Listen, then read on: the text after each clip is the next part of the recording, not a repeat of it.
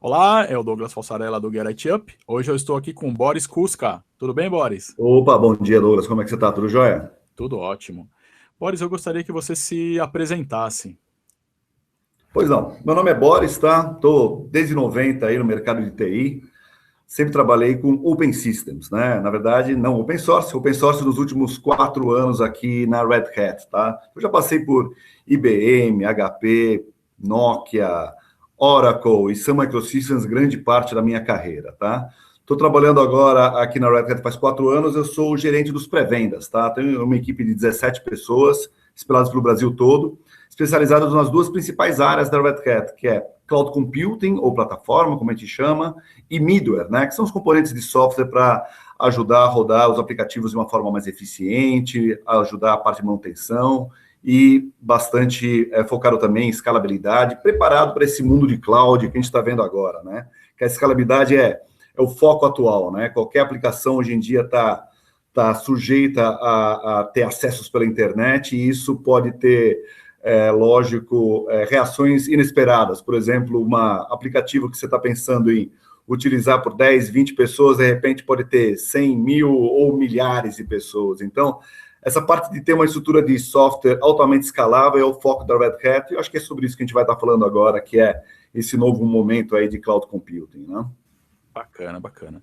Eu queria que você falasse, então, né? O assunto principal é o que é OpenStack.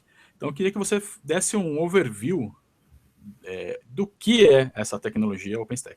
Bom, vamos lá. O OpenStack, ele é um projeto open source, tá? Eu acho que aí vale a pena dar um passinho atrás para explicar o que é um projeto open source, tá? Existem milhões de projetos na web, né? Depois que apareceu a internet, existiu uma grande aceleração na parte de desenvolvimento via open source, ou seja, desenvolvimento colaborativo, onde pessoas de diversas empresas ou pessoas físicas, tá? Mas cada vez mais empresas envolvidas estão ajudando a desenvolver. Então, você imagina, esses projetos, eles são coordenados por organizações, normalmente chamam-se fundações, né? No caso do OpenStack, a Fundação OpenStack, tá? Que coordena esse desenvolvimento, tá? O OpenStack não é diferente dos outros projetos, tá? No caso do OpenStack, hoje em dia a gente tem mais de 500 empresas fazendo parte, tá? E, de novo, até citando algumas de grande porte que estão lá dentro, IBM, HP, Red Hat, enfim, grandes empresas estão ajudando a estar cooperando. O grande legal do open source, o que é? Cada empresa, ela vai estar ajudando com o módulo que mais conhece, tá? Então, uma empresa que conhece mais de storage vai estar cooperando melhor com os módulos relacionados a storage, ou seja, armazenamento. Se uma empresa conhece melhor uma parte de rede, vai estar ajudando melhor na parte de networking, computação e assim por diante. No caso da Red Hat, a gente ajuda em todos esses módulos, porque a gente está próximo a todos os fabricantes que a gente faz software de infraestrutura, tá?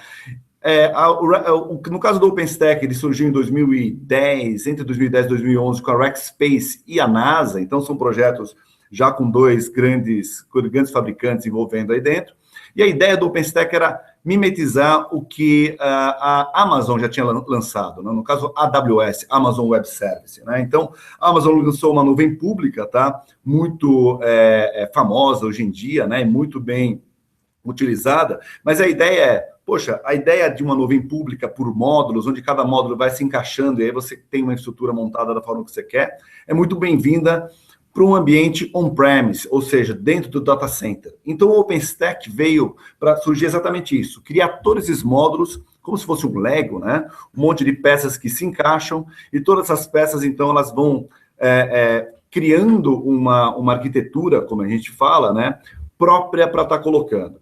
Mas qual é o diferencial, né? Estava falando lá de um projeto open source. O projeto open source, então, são essas empresas que estão colaborando. Mas a gente tem que ter versões enterprise, e aí que tem um ponto fundamental. O OpenStack ele veio para atender o mercado enterprise, o mercado corporativo, tá? Então não é para... Você tem um laboratório em casa, pode até ter, mas enfim, para você atender o mercado corporativo e efetivamente você endereçar o que todas essas 500 empresas querem, você precisa ter uma versão estável. E aí que vem o grande diferencial. Você pega esses projetos open source e primeiro transforma no que a gente chama de um produto upstream. Por que chama de upstream? Porque onde a gente coloca o código-fonte, ele sobe para a nuvem, né? Então, a versão upstream ainda é uma versão beta, ainda é uma versão comunidade, ainda é uma versão gratuita. Essa é a versão upstream que os engenheiros de cada uma das empresas trabalham. No nosso caso, o OpenStack Upstream chama RDO. Então, a versão RDO é a versão beta do nosso OpenStack Enterprise. Todas as empresas cooperam, muitos engenheiros da Red Hat cooperam exatamente na versão RDO, mas a versão que a gente coloca em produção nos clientes de grande porte é a versão Red Hat OpenStack Platform, tá? E esse OpenStack Platform que é a versão estabilizada. Qual é a diferença da versão RDO para a versão Enterprise? E isso vale para qualquer projeto de open source, da versão Upstream para a versão Enterprise. Você primeiro passa por qualidade de engenharia. Então, um monte de engenheiros estabiliza o código. Quando o código está finalmente estabilizado, entram as certificações. A gente efetivamente paga para HP, Lenovo, Cisco e assim por diante, todos os fabricantes de hardware e de software também, para ter compatibilidade, para que a gente certifique a versão Enterprise com esses fabricantes. E para que essa certificação? É só para ter um carimbo? Não, o carimbo é importante, né? Você sabe que tem essa contabilidade, essa compatibilidade, mas é mais do que isso. Você quer que o fabricante trabalhe junto com você caso aconteça algum problema em campo.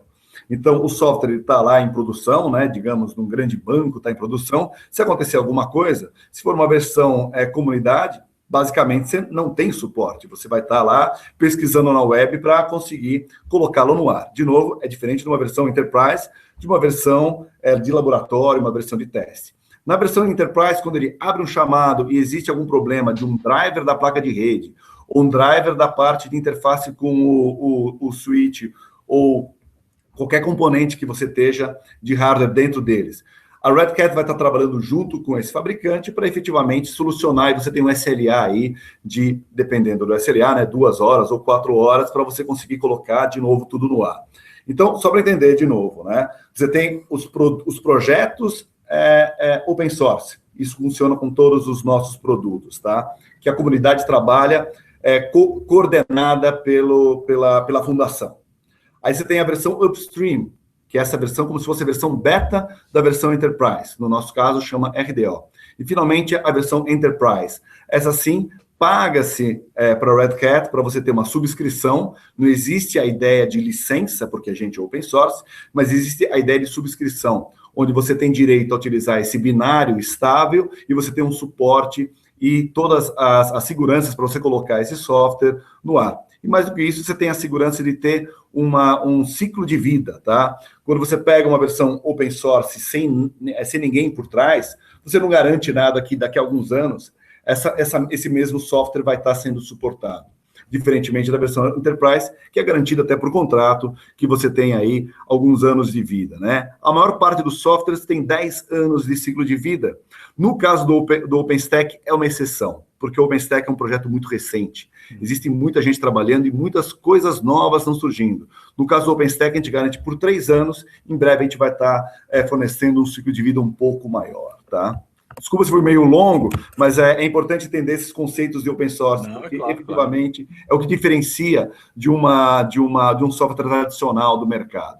E o mais interessante, como falei, apesar de ser open source, existe aquela mística, né, de um monte de barbudo maluco que está trabalhando em cima. Não é o caso, tá? São empresas muito sérias que estão atrás de projetos open source e cada vez mais eu vejo os projetos open source tendo empresas de grande porte apoiando. O open source a gente não vê mais aquele preconceito que a gente via há uns anos atrás. Efetivamente, quase todos os fabricantes de software têm projetos open source também. Onde o OpenStack se destaca até por ser aí um divisor de águas, né? Antes do OpenStack tinha-se um pouquinho mais de preconceito, depois do OpenStack todo mundo já está dentro do open source. Começou a se definir basicamente um padrão de infraestrutura como serviço, que é esse componente como se fala, né? E aí, só para finalizar, o que é o OpenStack? Software open source, com mais de 500 empresas por trás, mimetizando o AWS para um ambiente privado de rede, onde você endereça principalmente 3 vertentes. É mais do que isso, mas principalmente computação, armazenamento ou storage e rede. E através desses componentes, você vai montando uma estrutura e você tem, finalmente, o que a gente chama de IaaS, Infraestrutura como Serviço, ou em inglês, Infrastructure as a Service. é aquela ideia de você ter uma automatização da tua infraestrutura através de cloud computing. Ah, bacana, bacana. Mas assim, você explicou aí sobre o conceito, né, open source. Realmente isso tinha um pouco de preconceito há um tempo atrás, mas hoje já está muito mais aceito, né? Já está, na verdade, virou o padrão para várias empresas até. Até mesmo porque várias empresas grandes contribuem com esse código para esse código se tornar mais estável e ter mais compatibilidade. Mas assim, um pouquinho mais a fundo, qual é o papel do OpenStack dentro de uma corporação? Vamos lá. Aí vale a pena até a gente comentar um pouquinho mais histórico. Desculpa se eu dou um passo atrás, mas eu gosto de contextualizar um pouco da onde a gente está. Claro. Há uns anos atrás, uns bons anos atrás, todo mundo usava máquina física. Estou falando antes da virtualização, tá? Então todo mundo rodava, em cada um dos servidores tinha um aplicativo rodando lá, qualquer aplicativo que você possa imaginar, né? Desde e-mail até o ERP, etc, etc, tudo isolado dentro das máquinas físicas rodando dentro delas, né? Viu-se que a utilização dessas máquinas estava sendo muito baixa, né? Existia o pico, né, de utilização dela e a média de utilização era muito baixa, coisa de menos de 10%. A gente está subutilizando. E isso, com a crise energética e de espaço, começou a ficar muito oneroso, né? Fora o custo das máquinas em si. Estamos usando um monte de máquina à toa, e aí veio aquela ideia de virtualização. O que é? Você colocar uma camada de software a mais, onde você consegue basicamente migrar da máquina física para uma máquina virtual. Então, tudo que você está rodando na máquina física, ela vai estar convivendo com outras máquinas completas em cima de uma camada de software que a gente chama de hypervisor, consolidando os servidores, tá? Isso é um momento que a gente está passando hoje em dia. Hoje em dia, dificilmente você vê um data center que não utiliza largamente virtualização, né? E cada vez mais a utilização, né? Ainda tem, logicamente, o nível de maturidade, dependendo da empresa, varia, né? Tem empresas que têm mais virtualização e menos virtualização. Mas, basicamente, todo mundo utiliza, de novo, essa camada de software que permite você rodar vários sistemas operacionais com o aplicativo em cima dele, isolado em várias máquinas, né? E tem aquelas vantagens de virtualização que a gente já vê, né? Mover de uma máquina para outra, etc, etc. Bom, esse é o momento atual. O Cloud Computing veio para dar um passo a mais. A gente quer, além de você consolidar e utilizar de uma maneira mais eficiente, você quer automatizar isso aí. O Cloud Computing é basicamente essa automatização. Existem algumas características importantes do Cloud Computing. Um deles é o self-service, ou seja, você tem um departamento que quer ter um ambiente para rodar um aplicativo novo, basicamente, né? Lógico que tem uns passos anteriores, né? Você primeiro cria um ambiente para desenvolver, homologar, testar e finalmente colocar em produção. Mas basicamente é isso. Você tem lá um projeto novo, uma ideia nova, e você quer ter um espaço para rodar essa ideia nova, né? E cada vez mais essas ideias são mais importantes dentro da estratégia da empresa, né? Só chovendo um pouco no molhado, mas muito importante, TI deixou de ser simplesmente uma coisa operacional para manter a empresa funcionando, para ser um ambiente que cria uma competitividade maior, ou seja, o diferencial competitivo é definido por TI. Você ter uma estratégia de TI é fundamental para você ter diferenciais e ter uma competitividade maior em relação aos seus concorrentes. Aí vem a ideia de TI, e de novo, você quer ter uma ideia nova para aumentar a competitividade, isso tem que ser colocado no ar rapidamente. E quanto mais rápido, melhor. E aí, Cloud Computing vem endereçar isso. Você, primeiro, tem um ambiente rapidamente provisionado e disponibilizado para você estar colocando. Então, o OpenStack veio primeiro para padronizar esse provisionamento, né?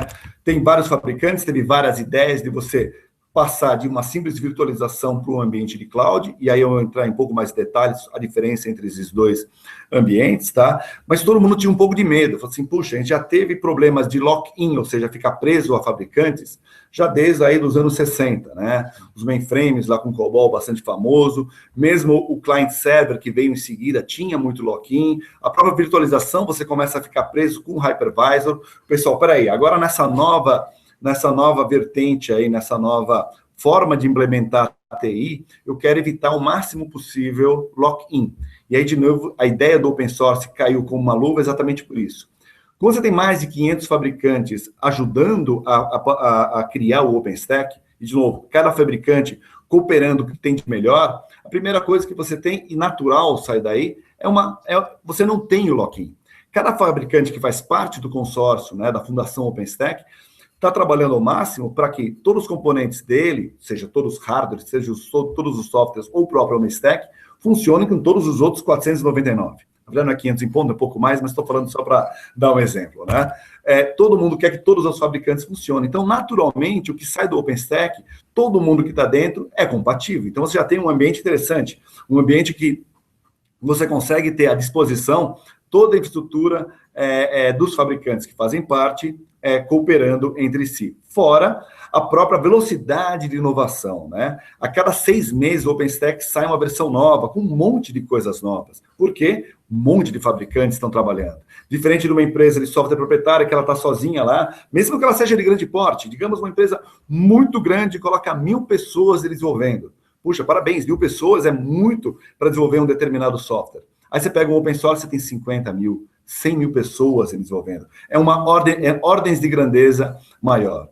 Então, o OpenStack veio para endereçar primeiro essa automatização, então você tem componentes que você consegue escalar automaticamente, provisionar automaticamente, ter essa ideia de ter um portal para ter um self-service, você conseguir provisionar e colocar a tua ideia o mais rápido possível no ar, e finalmente não ter o lock-in. E aí sim que o pessoal começou a falar assim, puxa, o OpenStack é o futuro. Se eu colocar em OpenStack, eu não vou ficar preso a ninguém. Se eu começar a trabalhar com o Red Hat e a Red Hat não me agradar, eu saio do Red Hat e vou para um outro fabricante. E o Open Source tem isso como filosofia. Eu não tenho lock-in. O meu lock-in eu quero ter por qualidade. Se o pessoal está satisfeito comigo, continua comigo. Se o pessoal não está satisfeito comigo, vai sair desse fabricante de open source. Então, é basicamente isso. E aí um ponto, você falou, o que o OpenStack veio endereçar? O que é a diferença, então, que a gente tem do ambiente anterior?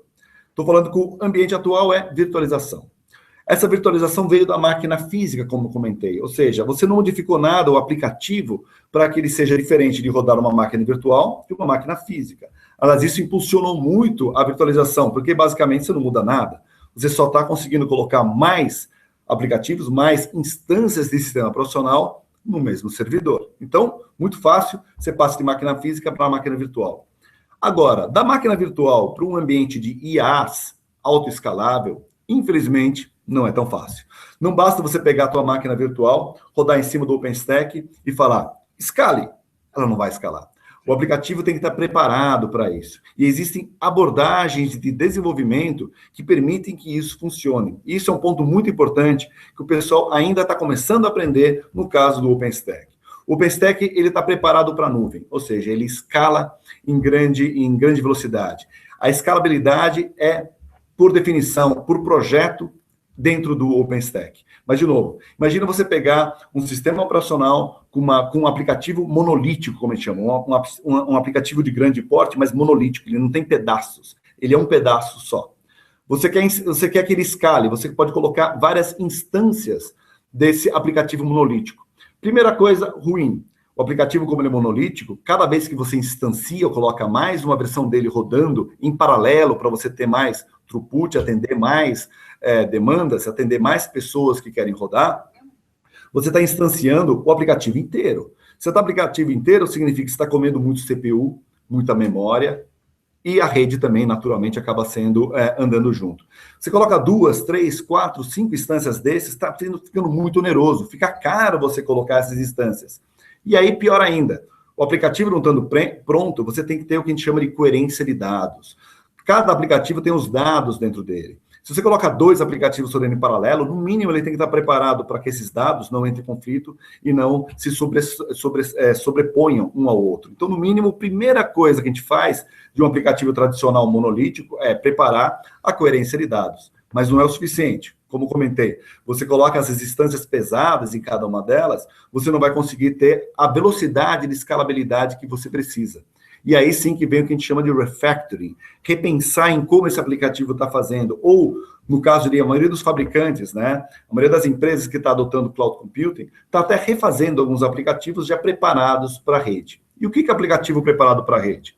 Primeiro, ele é dividido em pequenos pedaços, tá? Usando já um jargão novo, uma das abordagens que mais está sendo utilizada é uma abordagem chamada DevOps. DevOps é você aproximar o pessoal de desenvolvimento com o pessoal de operações para que essa ideia que você quer colocar no ar para ficar mais competitivo seja extremamente escalável e ela funcione de uma maneira coerente, né? Ela consiga reagir às demandas do mercado conforme as necessidades são colocadas. E o DevOps ele prega exatamente essa componentização do aplicativo. Qual é a vantagem de você ter pequenos componentes? Se você tem um aplicativo rodando e esse aplicativo é formado por pequenos componentes, quando você tem mais pessoas acessando esse aplicativo e você vê qual é o gargalo normalmente é um desses componentes apenas. O que você faz? Você coloca mais desses pequenos componentes no ar e colocando mais desses pequenos componentes, você vai atender essa grande demanda que está sendo colocada. Então, você não precisa instanciar o aplicativo inteiro. Você instancia só o componente que está engargalando o sistema. E esse pequeno componente, de novo no jargão de DevOps, é chamado de microserviços, tá? Então, você tem um monte de microserviços, esses microserviços, o conjunto deles, formam um aplicativo. Quando você pensa nesse aplicativo formado por microserviços, que são escaláveis conforme a demanda, e esse microserviço que é instanciado mais vezes, aí você tem um aplicativo já adequado à cloud. E esse microserviço tem algumas características. Uma delas é que ela é stateless, ou seja, não tem o estado dentro dela. O dado não fica guardado dentro do microserviços. Com isso, o que você consegue? Basicamente, você consegue colocar mais instâncias sem ter o problema do que eu falei da coerência dos dados, tá? Um exemplo bem característico que todo mundo já está acostumado é o próprio web server. O web server é basicamente read-only, né? Você tem um monte de páginas que estão sendo colocadas no ar. Você precisa ter mais gente utilizando essa página, porque é uma página muito acessada, você instancia mais o web server. Então, o web server é uma aplicação preparada para a web, pelo próprio nome, né? É a primeira grande aplicação muito preparada para a web e ela é altamente escalável. Basicamente, você vai instanciando mais desses pequenos componentes do web server e é colocado. Mas você extrapola isso para todos os aplicativos que você quer colocar na web, né? Que tem um banco de dados atrás. Como é que você vai fazer para isso? De novo, é uma abordagem nova.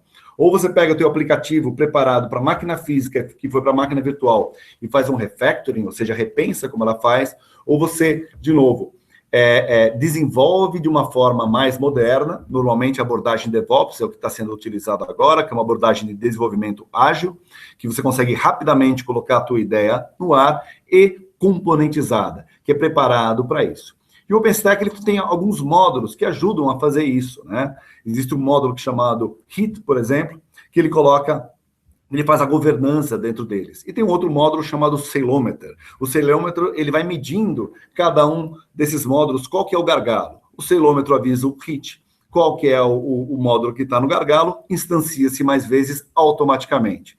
Parou-se de acessar, automaticamente você diminui a quantidade de instâncias para liberar recursos para um outro aplicativo que esteja dividindo a tua infraestrutura. Lembrando, a ideia é você utilizar o máximo possível as máquinas na tua infraestrutura. E aí você tem, de novo, o OpenStack instalado na tua infraestrutura, criando uma abstração. E o nome cloud vem exatamente daí. Criar uma camada de abstração que você usa todos os recursos do teu data center de uma forma transparente. Então, basicamente isso. De novo, fui comprido, fui longo aí na minha explicação, mas é para dar esse histórico desde a virtualização até o cloud computing e a mudança de paradigma que a gente está passando agora, né? Então, virtualização não é a mesma coisa do que cloud computing. Virtualização é um ambiente que veio da máquina física, é um ambiente que a gente chama tradicional, e cloud computing já é o ambiente novo. Até pegando mais um gancho, o Gartner, que é um analista de mercado muito famoso, até já colocou uma definição, né, dentro dos jargões do Gartner, de modo 1 e modo 2. O modo 1 é o modo tradicional, é o modo da virtualização. E o modo 2 é o modo moderno, o modo escalável, o modo pronto para a web, que é o modo 2. E o Gartner chama isso de bimodal. Então, se vocês ouvirem falar alguma coisa de bimodal TI, né, ou bimodal IT, como o Gartner fala, é exatamente isso. Você conviver o mundo antigo com o mundo novo, onde o mundo novo é o mundo de cloud computing. Bacana, bacana. É que o pessoal agora ouve falar dessas novas tecnologias, né? Cloud, que já vem se falando há um bom tempo, agora o OpenStack. E também uma sigla aí, né, que estão falando já há alguns anos, que é o SDN, que é o Software Defined Network, e também Internet das Coisas, né, e IoT. E isso não é possível de ser viabilizado se a gente não pensar nessa infraestrutura, que um componente dessa infraestrutura pode ser OpenStack, né? Perfeitamente, bem colocado. Vamos lá, SDN, como eu falei, o OpenStack, ele endereça principalmente os 3 pilares de computação. A parte computacional, que é basicamente as máquinas virtuais, que é uma coisa que o pessoal já está um pouco mais acostumado, agora mudando para microserviços. A parte de rede, né? E, de novo, o que eu falei que o OpenStack, ele automatiza. Para automatizar, você tem que ter software. Para você ter software, você começa a separar algumas coisas, né? Os componentes que a gente chama de appliances, do componente de software. E daí que vem a ideia do SDN, Software Defined Network. Ou seja, a rede definida por software. E o SDN já é uma coisa que faz parte do OpenStack. De novo, a parte de rede é automatizado. Lógico, existem appliances de rede que são automatizadas, mas o SDN vem exatamente para você estar endereçando essa parte de automatização, colocar mais software. Você tem mais formas de automatizar isso daí. Seja esse software coordenando appliances de mercado, seja 100% software. O que é 100% software? Pegar um servidor tradicional, né, um servidor baseado em Xeon, etc., que o preço cada vez está caindo mais, porque tem muitos fabricantes fazendo coisas compatíveis, e, de novo, sendo compatível, você não tem o lock-in, que é uma outra vantagem, né? E você, basicamente, pegar um servidor tradicional e fazer o servidor fazer o trabalho que tradicionalmente se fazia atrás de rede, né? Trabalho de roteamento, de firewall, de domain name server, enfim, todos os serviços de rede automatizados. E até já complementando, o terceiro pilar, que é a parte de storage, também já está sendo baseado em software. Então, você tem um SDS. Então, o SDN para rede e o SDS para storage. Então, Software Defined Storage, que vem com a mesma filosofia que o SDN. Automatizar cada vez mais o provisionamento de storage. E aí você começa a sair dos appliances proprietários mais caros, que tem lock-in, para você usar servidores tradicionais de servidores tradicionais baseados em Xeon. No caso de SDS, a única diferença é que cabem mais discos dentro dele, porque você está colocando efetivamente um servidor para funcionar como se fosse um disk array, né? E você tem o SDS em cima, fazendo a mesma função do que o software da controladora dos discos proprietários, você coloca em cima de SDS. E qual que é o legal do SDN e do SDS? De novo, são projetos open source. Você tem um monte de iniciativas e outros órgãos coordenando o desenvolvimento desses componentes para permitir, de novo, não lock-in, uma velocidade mais rápida de desenvolvimento e custo mais baixo, né? Porque, de novo, você está usando servidores tradicionais do mercado em vez de estar usando appliance. Então, é essa parte do SDN. Sobre Internet of Things. Internet of Things, você começa a aumentar a quantidade de things, né? Coisas que estão ligadas na internet, né? Da internet das coisas, né? E, de novo, quando você começa a aumentar a ordem de grandeza de coisas conectadas entre si, todas gerando dados, você precisa ter escalabilidade. E daí, de novo, volta aquele passo atrás do cloud computing ser uma plataforma natural para o internet das coisas, porque ela é escalável e baseado em padrões abertos. Como você tem muitos fabricantes fazendo esses sensores, basicamente são sensores, tá? Não somente, mas principalmente sensores que estão sendo se comunicando e gerando dados. Então você precisa ter uma plataforma muito escalável para que processar esses dados e tomar decisões e transformar esses dados em alguma coisa útil, seja no ambiente agrícola, seja no ambiente hospitalar, seja no ambiente de fábrica. Você tem sensores se comunicando e passando dados para você tomar alguma decisão. De novo, a plataforma mais adequada a isso é cloud computing por causa dessa escalabilidade. Bacana, bacana. A gente falou então aí de o que é o OpenStack, como funciona o OpenStack, falou dos benefícios do OpenStack, e aí assim, tem a parte ruim também, que é a parte das dificuldades de se implantar o OpenStack, que hoje a gente sabe, por exemplo, que isso pode ser um benefício ou pode ser uma dificuldade, porque hoje tem algumas empresas que, se você quer atualizar o parque, vira a chave, esquece os equipamentos antigos e compra tudo novo. Nem sempre isso é possível, né? Então, eu queria que você falasse um pouquinho das dificuldades de implantar essas tecnologias novas. Bom, vamos lá. Primeiro, a própria complexidade do OpenStack. Eu não vou falar que o OpenStack é simples porque ele não é. O OpenStack não é um software, tá? Ele é uma plataforma, né? Ou um framework, como se costuma falar. Ele tem dezenas de componentes, né? cada fabricante está fazendo o seu desenvolvimento, então você começa a complexidade de conhecer cada um desses módulos, né? Se você quer implementar um SDN, por exemplo, você tem que estar muito por dentro dos módulos que você está colocando. Qual tipo de roteador que você está colocando? Qual é o fabricante que você está calculando, né, comprando os assets para estar implementando a tua estrutura. Da mesma coisa os servidores, da mesma coisa a parte de armazenamento. Então, primeiro, conhecer todos esses módulos, né? Eu dei 2 exemplos, né, que é o HIT o HIT e o Ceilometer, tá? Mas tem um monte mais. Você quer, por exemplo, conectar o teu OpenStack na tua parte de diretório, né? Então, você tem, sei lá, o AD, Active Directory da Microsoft. Você tem que, então, conhecer como é que o Active Directory vai pegar e se conectar. Ou você tem um Kerberos, ou você tem um LDAP, enfim, você tem outras tecnologias de autenticação que tem que estar integradas a cada uma delas. E, de novo, como o escopo do OpenStack é muito grande, você tem skills muito específicos para você estar conhecendo cada um desses pontos. E mais do que o escopo do OpenStack, tá? Você tem que pegar e saber que o OpenStack tem 500 empresas por trás e a velocidade de desenvolvimento está sendo muito rápida. Cada 6 meses você está com uma versão nova, né? Cada 6 meses a gente tem o que a gente chama de OpenStack Summit, né? Agora em abril, quem quiser ir para Texas, tá? Em Austin vai ter um novo OpenStack Summit, onde todos os fabricantes se juntam e se discute muito sobre as novas tendências do mercado, o que é necessário pensar para atender as demandas do mercado, e em que estado que está o OpenStack, e o que é interessante a próxima versão do OpenStack ter. De novo, para você estar conseguindo acompanhar o OpenStack é uma coisa extremamente complexa pela velocidade de desenvolvimento. Uma versão nova, não estou falando do release, tá? Uma versão nova a cada 6 meses é uma coisa bastante inédita no mercado, né? A gente até consegue ver isso em softwares novos, onde versões novas estão sendo colocadas, mas desde 2011 o OpenStack continua nesse pace, e eu duvido que pare até a médio e longo prazo. Aí, a cada 6 meses a gente vai ter versões novas aparecendo. Então, acompanhar o OpenStack e entender o OpenStack como um todo é bastante complexo. O OpenStack está muito próximo ao Linux, tá? Então a gente quase fala que é uma extensão do Linux, né?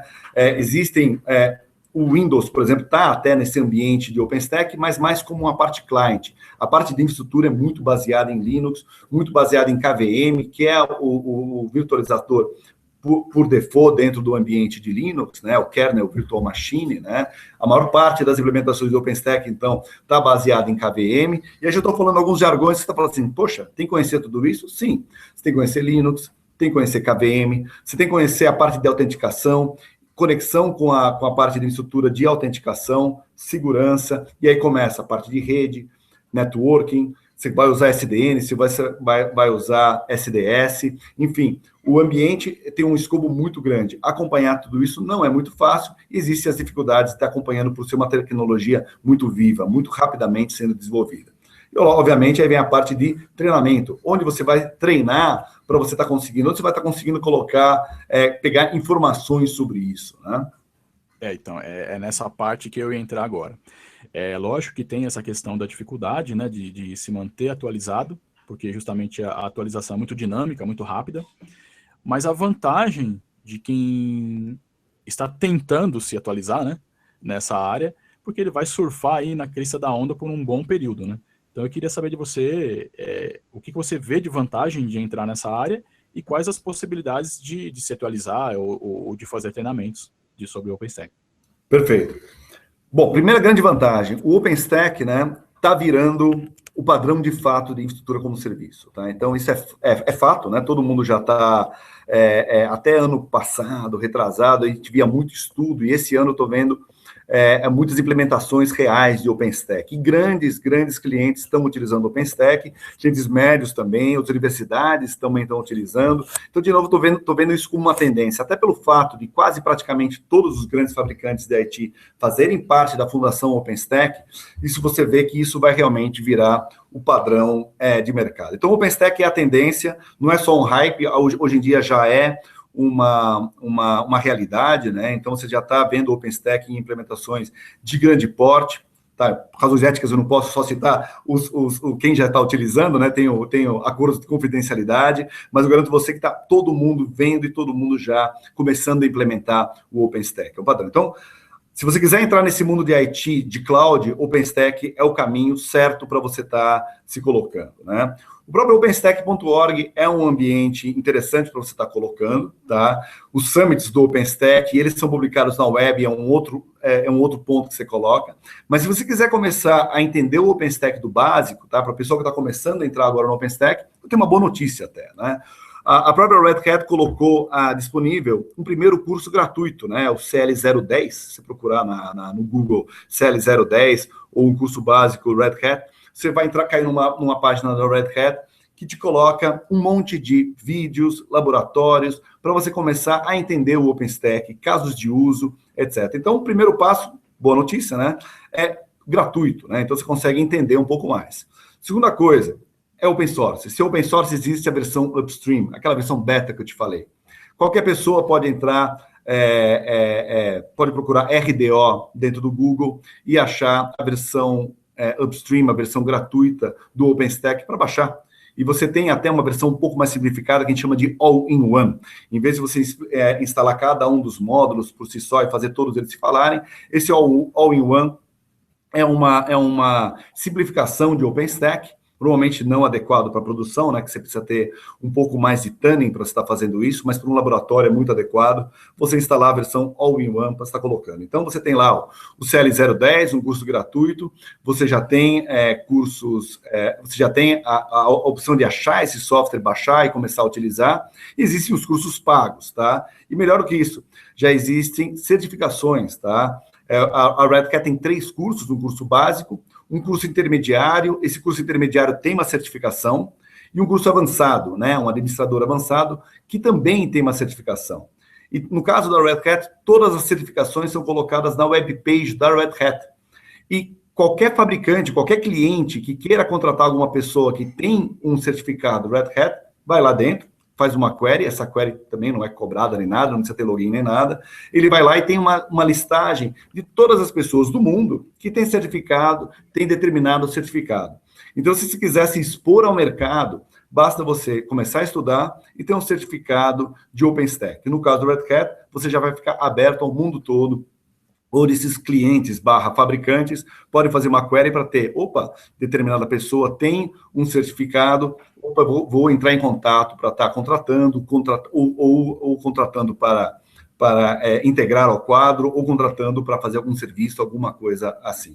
Então, existe já um caminho bem definido. Parte boa, esses cursos todos já estão disponíveis no Brasil, com professores falando português, isso já facilita bastante, tá? Fora toda a informação que você tem na web, né? Começando por esse CL010 que eu comentei, o curso gratuito. Então, o caminho para você fazer, quer dizer, basta você se dedicar, tá? Se você realmente tiver afinco e quisesse integrar ao OpenStack, entender um pouco mais sobre ele, é muito fácil, tá? Tem muito recurso para você estar galgando aí uma própria carreira baseada em OpenStack, que é uma tendência, e efetivamente a gente está vendo fervilhar aí na web, todo mundo falando sobre o OpenStack, e até dando 2 exemplos interessantes, né? O CERN, né, que descobriu lá a partícula de Huygens, né, que estão chamando a partícula de Deus, é totalmente baseado em OpenStack. A NASA utiliza OpenStack, e assim por diante. Você vê aí realmente o OpenStack virando a grande plataforma de cloud computing por default. Bacana. Boris, pelo que o tempo passou bem rápido aqui, porque o nosso bate-papo, eu achei que você foi bem eficaz, eu acho que superou até as expectativas aqui da gente, foi muito bacana mesmo o bate-papo. Eu queria que você desse aí as suas considerações finais e as dicas, né, aí, rápidas, para quem está começando na área de tecnologia, ou para quem está na área de tecnologia, que é se atualizar, né, para essas novas tecnologias. Bom, como comentei, né, o OpenStack está começando a virar como se fosse um fundamento de cloud. E você vê essas tecnologias novas, todas já adequadas para o OpenStack. Você falou Internet of Things, mas existem módulos específicos que cuidam de coisas que estão muito em voga. Big Data, por exemplo, já existe um módulo que é um Big Data as a Service dentro do OpenStack. Existe um módulo que é um File System as a Service. Tem um módulo que é o Database as a Service, e assim por diante. A ideia é você ter essa automatização e ter toda a estrutura baseada em serviço, automática, com self-service, que você consegue medir, é uma tendência. Minha recomendação, estudem OpenStack. OpenStack é o futuro, OpenStack é o presente.